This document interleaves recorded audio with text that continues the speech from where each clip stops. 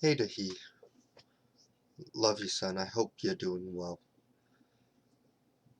I know it's hard with us being away, but I'm trying to do whatever I can. Eventually, things will work out, hopefully. Neomore, it's very nice to see you. I can't wait. Well, nice to see you. I say that, but I'm not even looking at you.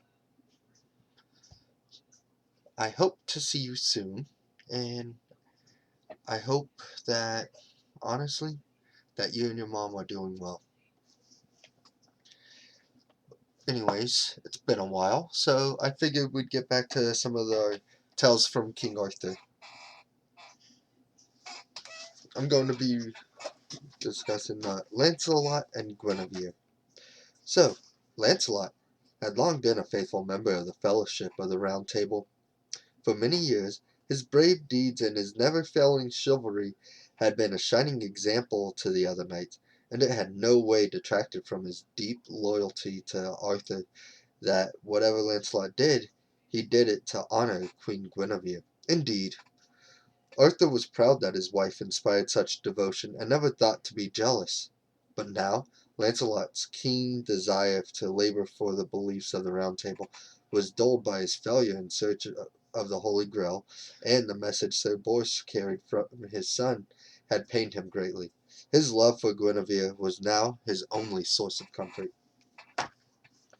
Thus, it passed on from Candle Candlemas through Easter until the month of May was come, when every loving heart began to blossom and bear fruit. For just as shrubs and trees begin to flower in May, likewise every heart aspires to flow with love, to flower with love.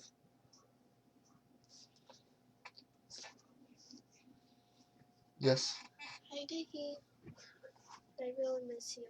Hope you come home soon.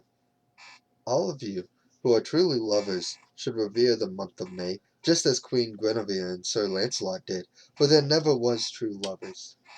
Night, little one. It happens then, when Arthur and Guinevere were in London during the month of May, that Queen Guinevere summoned her 10 Queen Knights, those young men whose task it was to protect and serve the Queen, and told them she wished to ride a Maying with them next morning early in the meadows beside Westminster. I wish you all to be on horse and clad in green, she said, and I shall bring with me 10 ladies, so that every knight shall have a maid beside him, and each knight shall bring a squire and 2 yeomen. So upon the morning early they took their horse and rode out a Maying in the woods and meadows in joyful mood. However, there was a knight named Meleagant who had a castle within 7 miles of Westminster. These knights had loved Queen Guinevere for several years, and would have carried her off had not greatly feared Sir Lancelot, the Queen's protector. But now, upon the fine May morning, he saw the Queen out riding without any man at arms, save the 10 green-clad noble knights. So he assembled 100 archers to shoot down the unarmed squires and yeomen, and rode with 20 men at arms to seize the Queen. All the while the Queen and her knights rode deep in the woods, quite unsuspecting, stopping along the way to garland themselves and their horses with herbs, mosses, and flowers redolent with woodland greens. Then suddenly they found themselves surrounded by Sir Maleagant's armed men. "I declare to you, madam," Sir Maleagant cried, "that I have loved you for many a year, but never until now have I found an opportunity to fulfill my desire." This guy seems quite full of himself. The 10 Queen Knights, their squires and yeomen, quickly formed a circle about the Queen Guinevere, but the numbers were uneven, and they were soon left groaning on the ground, cut down by flying arrows and sword. When the Queen saw her knights thus maltreated, she cried out in sorrow. Maltreated? Yeah, that's one way to put it. Sheesh. "Do not slay my noble knights, Sir Maleagant. I shall go with you if you spare the lives of those still living. If not, you had better kill me too. for I would not go with you alive. The traitor knight Sir Meliot then called off the assault, and had the wounded put on horseback, some sitting, some slung sideways, so that it was shameful to see their pain. As quickly as he could, Sir Meliot had them all taken with the queen to his castle, for he feared what news would would reach Sir Lancelot of his misdeeds. As the procession made its way towards Meliot's castle, the queen, unnoticed, called a young lad to her who was less sorely wounded than the rest, and charged him as follows: "Bear my ring to Sir Lancelot of the Lake, and give him the tidings. Beg him, as he loves me, to rescue us forthwith. Seize your chance to escape, and ride like the wind." Choosing his moment well, the lad abruptly spurred on his horse and galloped away at best he could with a hail of arrows after him.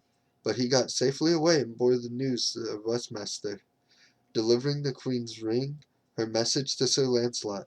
The bold Sir Lancelot set off apace on his white horse, forded the Thames and Lambeth, and in no time at all reached the place where the 10 noble knights had fought Sir Meliot. Then, following the tracks until he came to Linwood, he fell into an ambush of 30 archers who shot his horse, so forcing him to cover in ditch and hedge. Thus he was forced to go on by foot, weighed down by his shield and armor, which he dared not abandon for fear of attack. After making a wide detour, he came upon a wood cart and 2 traders fetching logs. "The carter," said Sir Lancelot to the first man, "permit me to ride these 2 miles to the castle in your cart." "No, I won't," the man replied. "I'm fetching wood for my lord Sir Meliot, and do not aid his enemies." At that, Sir Lancelot grew angry, and struck the man so hard he fell to the ground. At once his companions shouted out, "Fair lord, spare my life, and I'll take you where you will." And the second carter drove Sir Lancelot at a gallop towards the castle, and within half an hour had passed through the gates. Within the castle, one of Guinevere's ladies, standing at the window, cried out, "Look, madam! An armed knight comes riding in a wood cart. He must be riding to his hanging to be travelling thus." As Queen Guinevere looked out, she recognized at once the shield of Sir Lancelot of the Lake, and turning her maid, she rebuked her. "Think not that because a man rides in a wooden cart he is destined for a shameful death. There comes the most noble knight in all the world to rescue us." By then, Sir Lancelot had stepped down from the cart, and cried out loudly so that the castle rang with his fury. "Where are you, false traitor Meliot? Come forth, you treacherous knight, and all your fellowship with you. It is I, Sir Lancelot, who's come to fight you." When the cowardly Sir Meliot heard those words, he ran to the queen and fell upon his knees, begging for mercy. "By your grace, madam, I beg you, instruct Sir Lancelot not to kill me. You shall all enjoy good cheer in my castle tonight, and be free to return to Westminster tomorrow." "Peace is ever better than war," said Queen Guinevere. "Therefore I shall order Sir Lancelot not to cause more bloodshed." Thereupon the queen went forth to greet Sir Lancelot, took him by the hand, and commanded him to set aside his arms. "I thank you most heartily for coming," she said, "but now you must enter peaceably, for the knight repents his misadventure and wishes to atone." Sir Lancelot was loath to disobey the queen, so he reluctantly agreed to spare Sir Meliot, and gained a promise from her in return that he could come that night to a window. So it passed on to supper time, and every man and woman from King Arthur's court was treated most graciously, the injured given soft salves upon their wounds, and all provided with good food and wine to fit their needs. When the company was tired, they all retired to fine chambers. As soon as he thought all the castle was asleep, Sir Lancelot crept into the garden where he had earlier seen a ladder. Taking it now beneath his arms, he carried it through the garden and set it against Guinevere's window, where she was already waiting to talk with him. The window being barred with iron, They conversed for some time through the grille, until Sir Lancelot told her how much he wished that he could embrace her. "I would as well as you," the Queen replied, "but the way is barred." "Would you wish with all your heart that I were with you, madam?" asked Sir Lancelot in hope. "Yes, truly," said the Queen. "Then I shall prove the power of my love for you," he whispered. So saying, he set his hand upon the iron bar, and pulled so hard he tore them clean out of the stone wall. So fierce was his passion that one of the bars cut his hand through the bone, and he did not notice. Springing through the window into the Queen's room, he took her in his arms.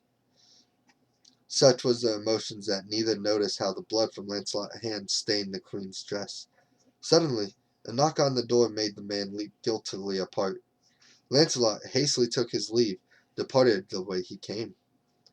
Once back in his own chambers, he dressed his hand and staunched the blood, disguising the wound inside a glove. Meanwhile, trembling, the Queen opened her chamber's door to find one of the castle maids, who had seen her light burning and was anxious to know if the Queen required any services.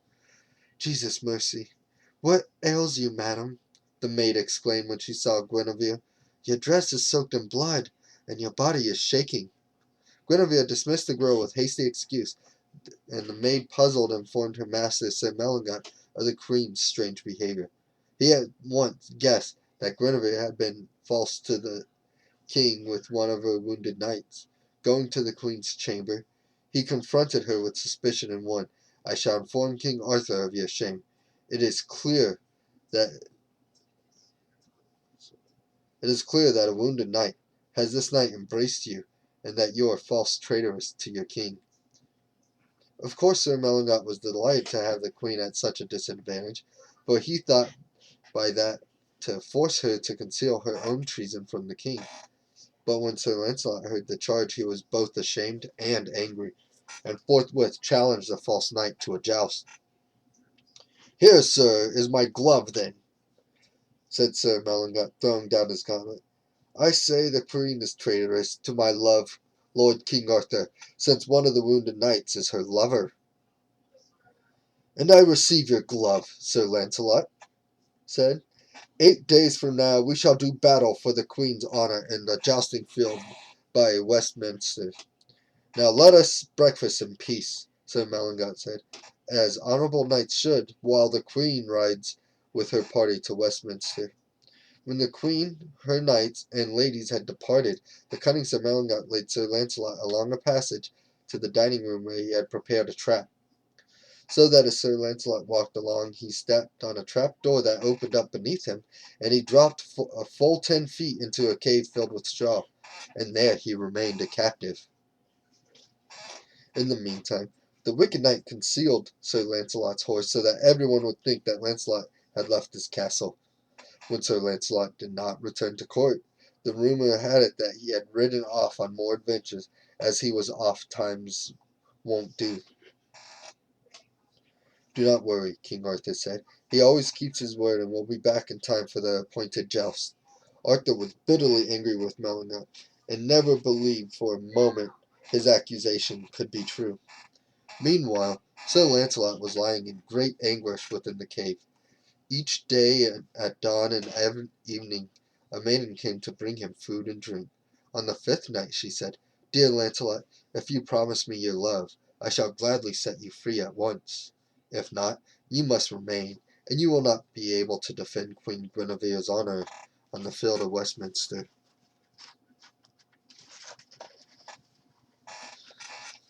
"I would cause her more dishonor," he replied, "if I were to buy my liberty by such false promises.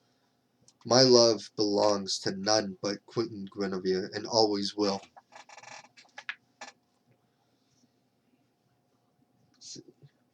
2 more days and nights passed. On the morning of the jousting, the damsel repeated her refrain, but this time said, "Sir Lancelot, I deem your heart is made of stone, but if you will give me just one kiss, I consent to free you, and I will give you your armor and the best horse in the master's stable. As for one kiss," he said, "I may give you that without disgrace." When he had kissed her, she straightway set him free, brought his armor, and led him to the stable where stood a dozen courtiers. bidding him to choose the best. He chose a strong white steed, mounted up, and lance in hand, he bade farewell to the sad lamenting maiden. "Dear lady," he said, "for this good deed I shall one day do you service if it be within my power." Meanwhile, as Sir Lancelot galloped as fast as he might towards the rendezvous, Sir Melingot stood alone upon the field of Westminster, smiling and boasting that Sir Lancelot was too cowardly to meet him. As the time approached, he called upon King Arthur to declare him the bravest knight in Logres, or else bring forth Sir Lancelot of the Lake. The king and all the court stood still, silent, and perplexed at Lancelot's absence. As the hour arrived, King Lancelot then stepped forward to declare Sir Melingot victor, but just at that moment the herald raised the cry that Sir Lancelot was coming, and within a short while he came in sight, driving his horse along at breakneck speed until he reached King Arthur. And there, breathless, he told the king of how Sir Melingius had acted treacherously from first to last, and when they all learned of the knight's treason, there was no more to say. The battle commenced.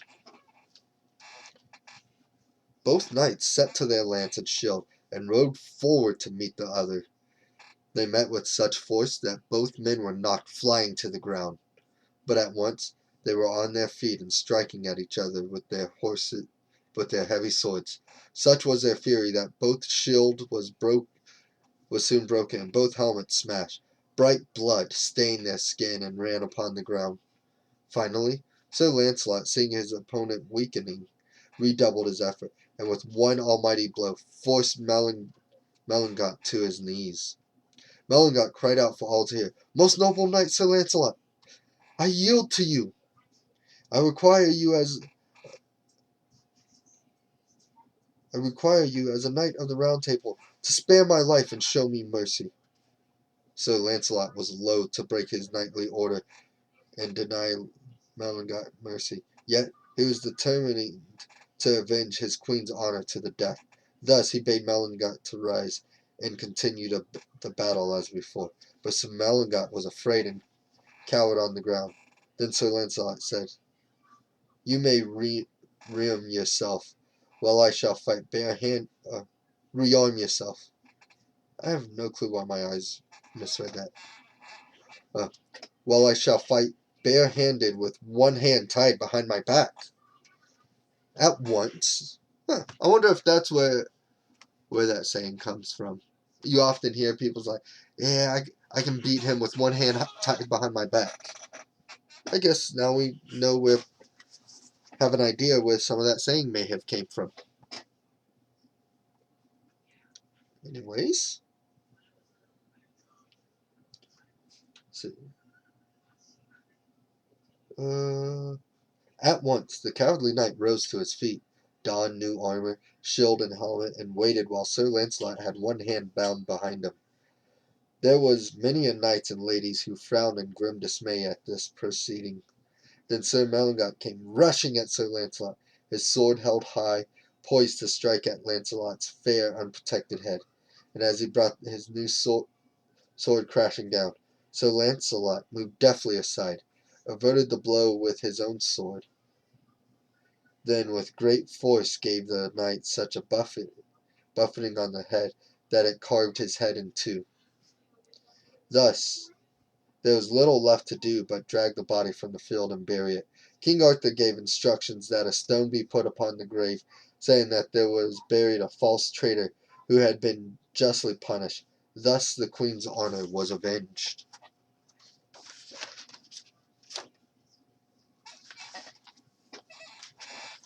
During the celebration that followed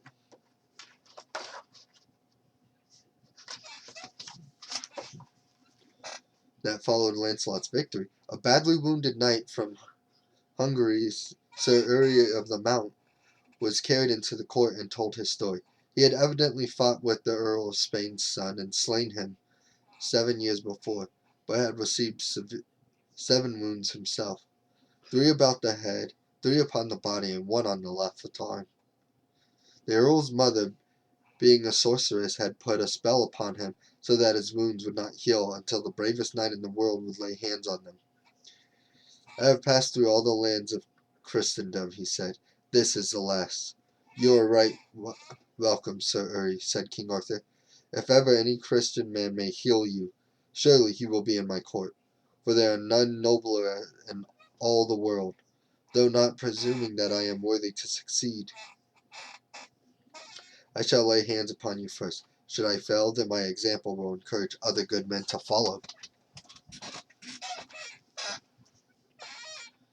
But when Arthur touched him softly, some of Sir Uri's wounds renewed their bleeding, and when King commanded all the noble knights that were present to try to cure him, none could do so. Sir Uri's wound bled even more freely than before. Well, I guess if you have a couple open wounds and you have half a dozen people sitting there grabbing you, it would reopen a wound.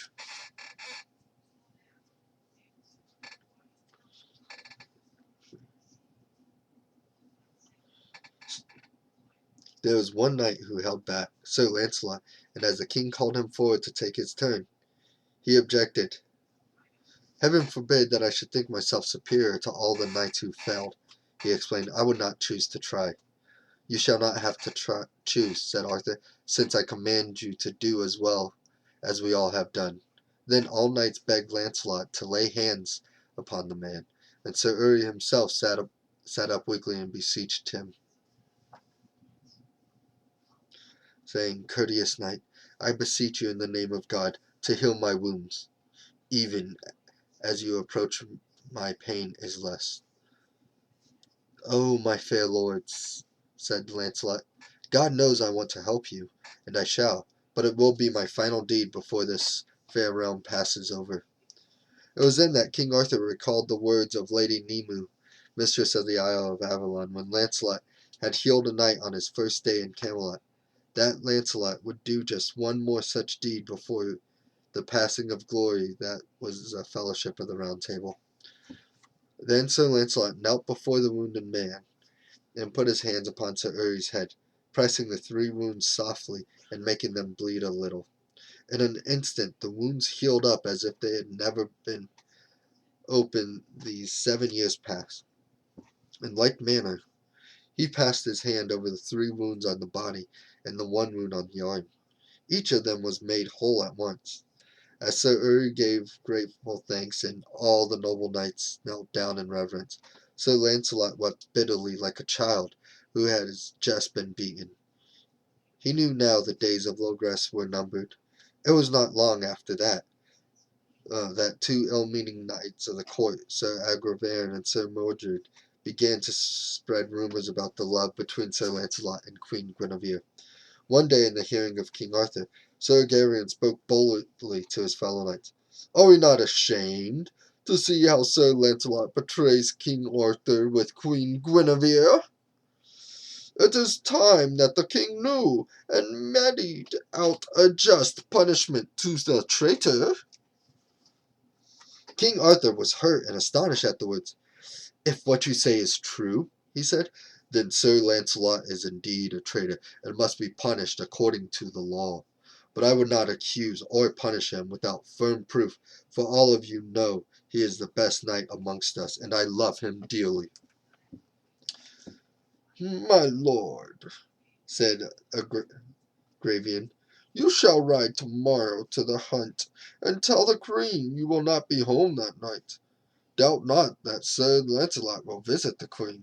Thus, Sir Mordred and myself with 12 fellow knights will catch him unaware, and bring him before you to confess.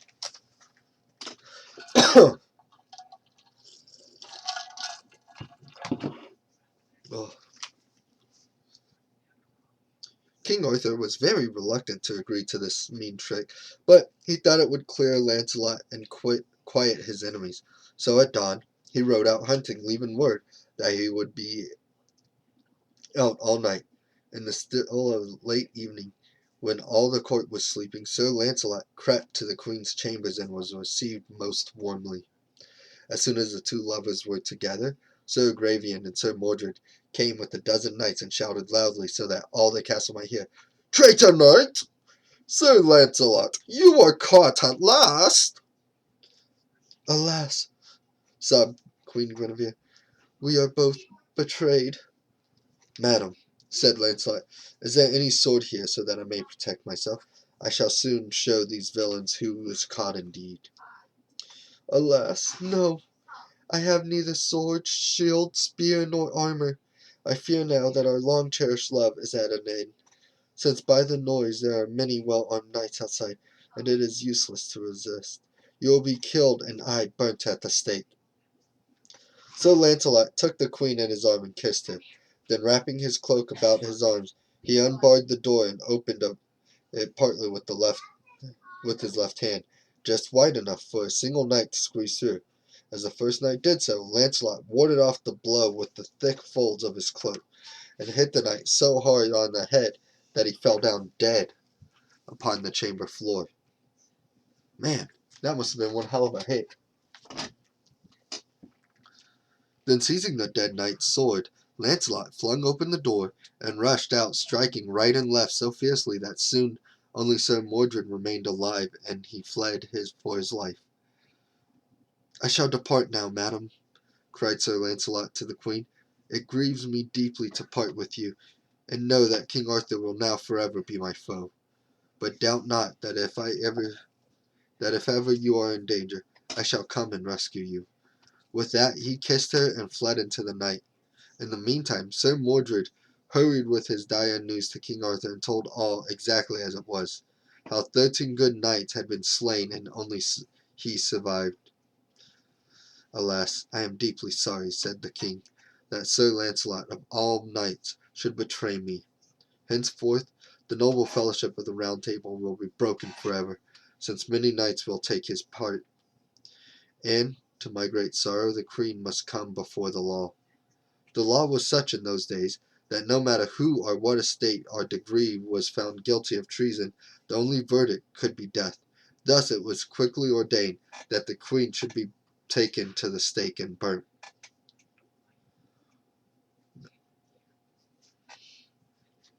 On the morning that the dread sentence was due to be carried out, the queen was led forth from Castle Camelot, dressed only in plain grey smock. She was bound to a stout stake, and had brushwood laid about her feet. A ring of sturdy knights surrounded her, Sir Gareth and Sir Gaheris, who were both brothers of Sir Gawain, Sir Griflet, and Sir Tor, Sir Kay, and many others.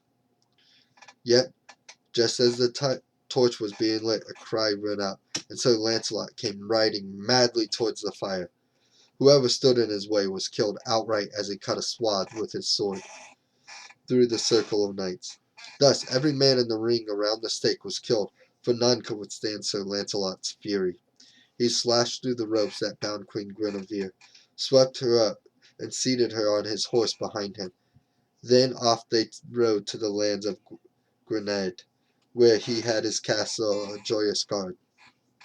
When the quarrel between Lancelot and Arthur was made known throughout Britain and beyond, there were many rulers who were glad, seeing a chance to expand their own power if Arthur's strong rule came to an end.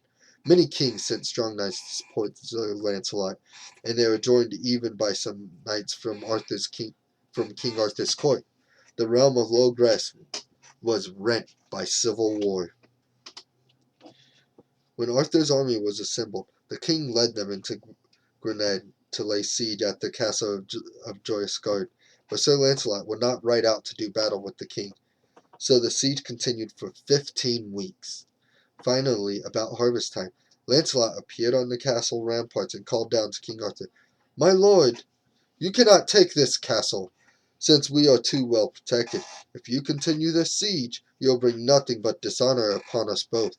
"Then come out and fight, if you dare," shouted back King Arthur, "and I vow to meet you on the field in single combat. God forbid that I should fight with the most noble knight that ever lived." "Him who made me knight," Sir Lancelot declared. "I care nothing for your flattery," said the king. "You are now my mortal foe, and will remain such until I die. For many years you betrayed my trust by consorting with my wife. Now, traitor, you have stolen her away. You have killed good knights, noble men of my own blood, who can never be replaced. You have brought shame upon the realm of Logres. My most noble lord and king, said Lancelot, you may say what you will, but I shall not fight you. You say that I have slain good knights. I know well that I have done so, and I am truly sorry, but I was forced to defend myself to save my life. As for Queen Guinevere, she is a true lady, loyal to you as any lady has been to her husband. If any man says otherwise, I shall kill him. That I took her from you by force I cannot deny, but I did so because you would have burnt her at the stake on my account. Therefore, my good and gracious lord, let us make peace. Take back your queen, for she is both fair and true and good.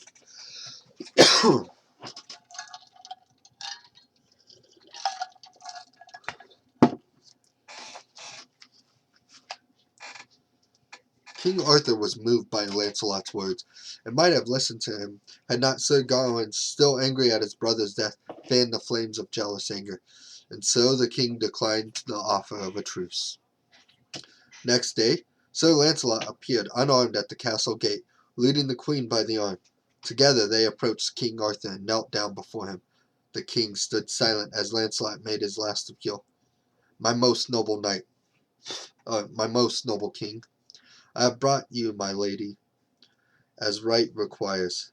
Sire, you have listened to false tongues eager to sow discord between us. There was a time, King Arthur, when you were greatly pleased that I did battle in honor of your queen, and I have oft time done you better service than any other knight, in many diverse places.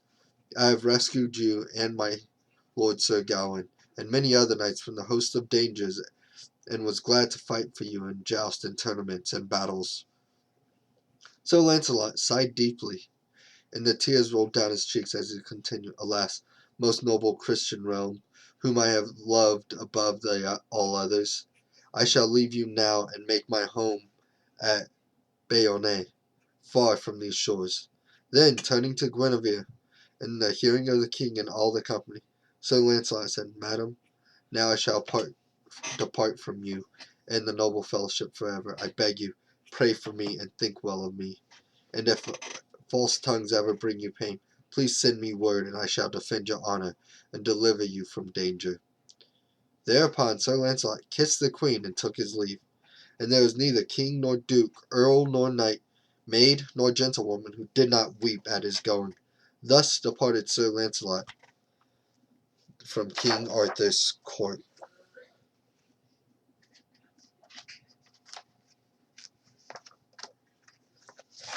Well, I hope you enjoyed it. Seems to me that I have two ways of believing. Either Guinevere stayed true to King Arthur, even though she was creeping around with Lancelot, meeting him in the midst of the night.